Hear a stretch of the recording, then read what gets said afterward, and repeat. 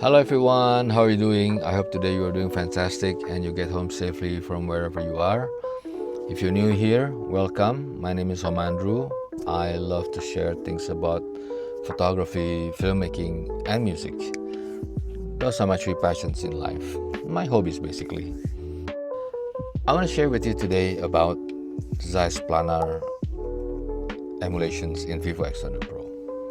It is one of the 5 classical lens design emulations that Vivo and Zeiss included with our Vivo X200 Pro. What's life like in 1996? As you can see from the clips in the beginning, I think life was very simple back then, and there's no much distractions. I guess people were just going on their way, minding their own business, I think, from that video.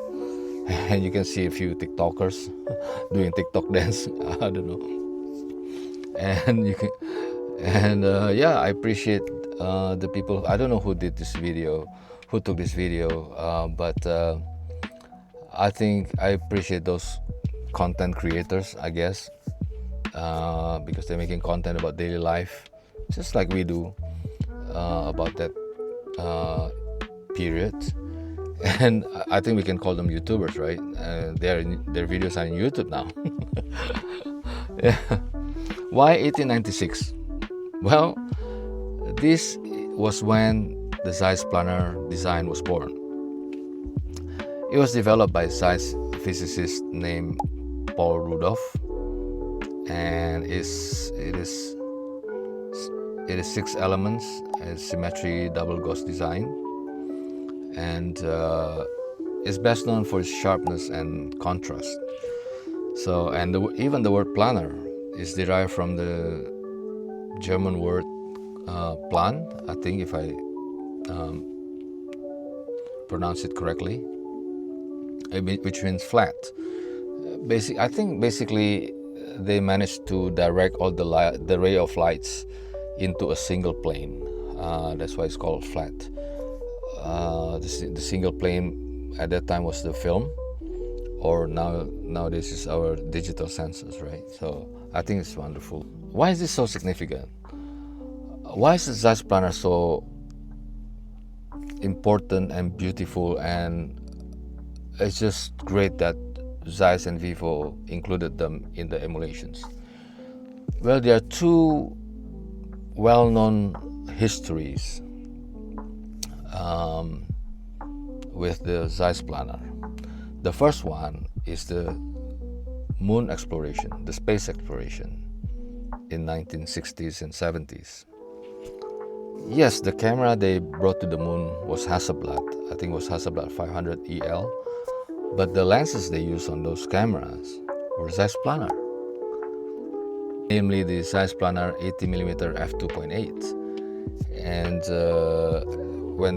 And during the on the surface of the moon they used the Biogon, I think, Biogon lens design. But they brought also with them 2 extra cameras mounted with Zeiss Planar. In fact, the first space photograph ever taken was taken with Zeiss Planar lens, and it's very sharp, and you can see, and from then they can study a lot of things, right? They have to tweak the design a little bit to be able to work under extreme temperature conditions, I think from -65 Celsius all the way to 120 Celsius. So, and they managed to do it. Zeiss engineers did it wonderfully. And there are 2 interesting anecdotes from this period of time with the Zeiss lens. I think during the Gemini 10 in 1966, and one astronaut was doing a routine spacewalk, I think, and they're taking pictures with the camera, and it accidentally slipped off his hand. So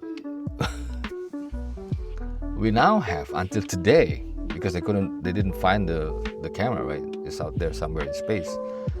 So we actually have a Zeiss lens, orbiting around the Earth until today as a satellite. That's funny. That's cute, isn't it? And the second anecdote is that when they left the moon with Apollo 11, right? They left the moon. They didn't bring back the camera and the lenses. I think from 1960 to 72, they left like 12 cameras up there on the moon. So we literally have Zeiss lenses now still up there on the moon. That's funny. Oh, that's very interesting.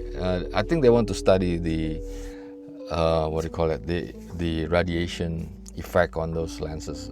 Whatever. I don't know. Maybe someday in the future we'll see,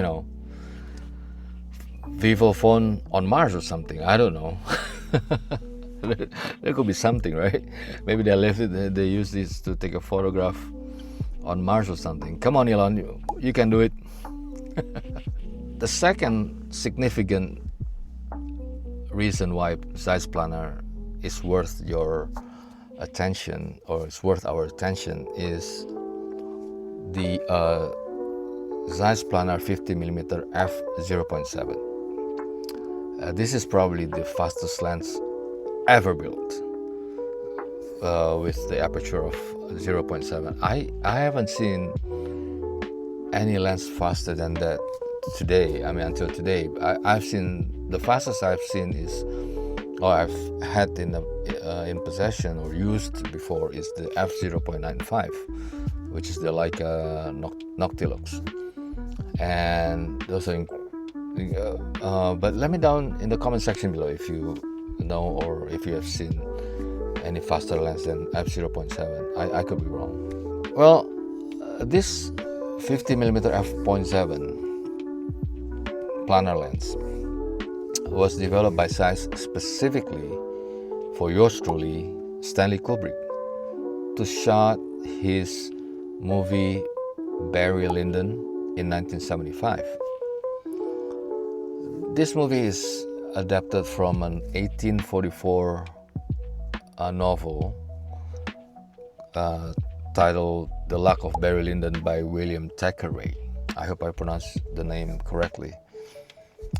And this is a story about an Anglo-Irish man, Barry, going around, trying to marry rich widows, so he can get wealthy. It's kind of comedy. It's a very funny movie. You can go and watch that. I think it's available on YouTube. And so remember, this was shot in 1975, but the movie setting was in 19th century or 1840, something like that. So the challenge was, I think, for the Kubrick and his team, was how to bring to life this novel, and bring the audience back to that era, that period of time, the feelings, the mood, to achieve the storytelling, effective storytelling. So it's very relatable. It's very connected to that period, all right? So I think that's what photography or videography is all about, is storytelling. It's the stories behind the movies, right? Or the picture. So, here's a clip that I found that you can see.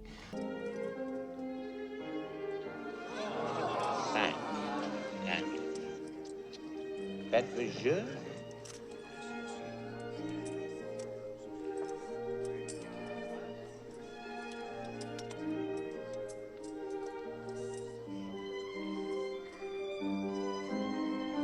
This is the famous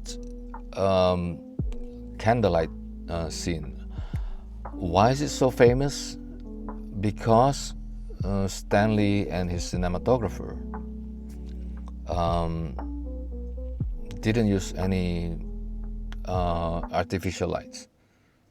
So they just use this lens, use a double exposure, and they rely on the natural lighting, whether it's the sun or through the windows or the candlelights, and the famous one is the candlelight scenes.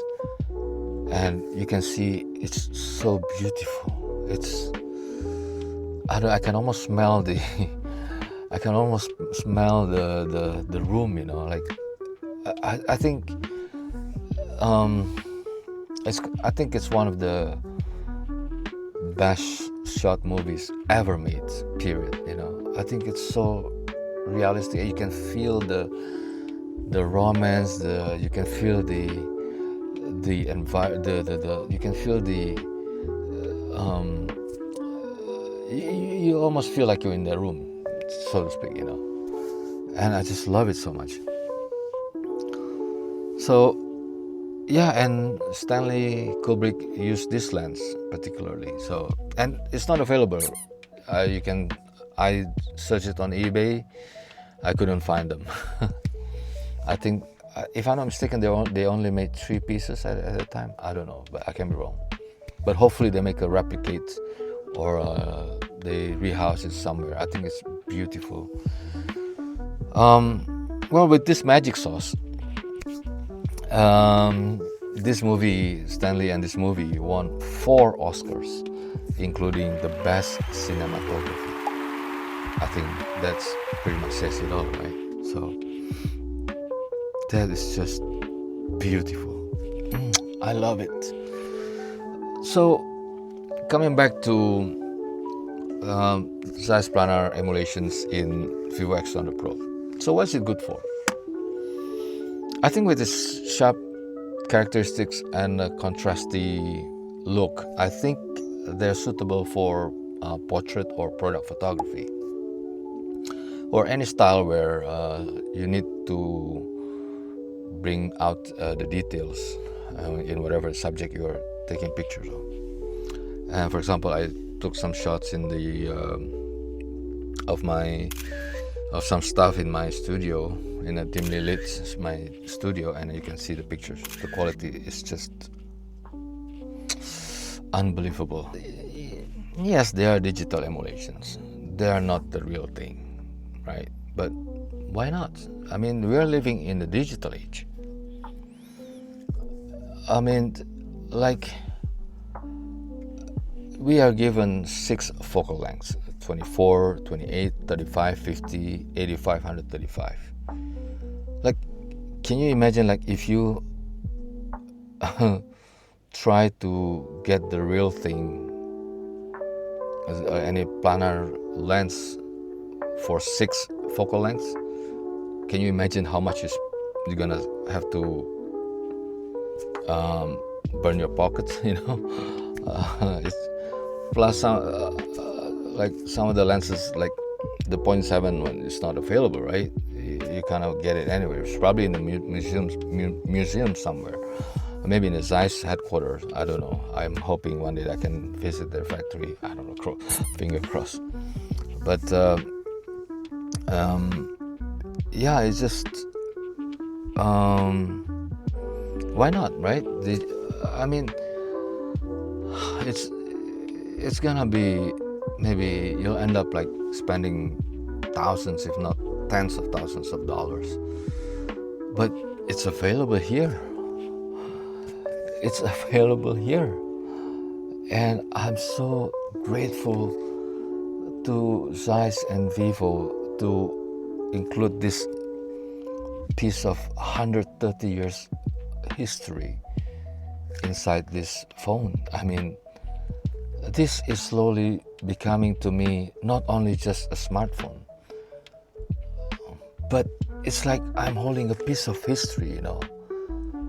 It's, I don't know, I cannot describe that. I just can't describe the feeling. Whenever you take the picture with it, like, I know in the back of the mind, you know, the history behind all this. I mean, all other smartphones are great. Yes, I got it. Yes. But this one just have so much historical values, so much historical journey, you know, embedded in it. You know, it's just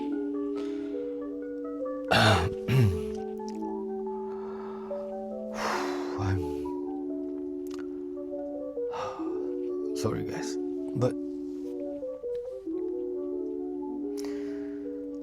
thank you. So thank you, Vivo. Thank you, Zeiss. You're fantastic. Unfortunately, it's still available only for the photography side. I don't know why they didn't include it in the videography side of the Vivo X200 Pro. I think it's mainly due to technical reasons. I can be wrong. I'm not optical engineers or electronic engineers. I think it could be because of the way it works, this emulation works. Like if you notice, like if you take a picture and then you open the pictures, and it will take 1 or 2 seconds for the pictures to sort of come into life.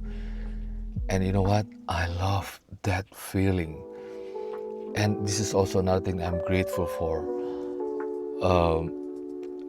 to Vivo, because it reminds me of the film era. You know, there's this anxiety, or there's this you're kind of eager to see whether you screwed up or you did it well, right?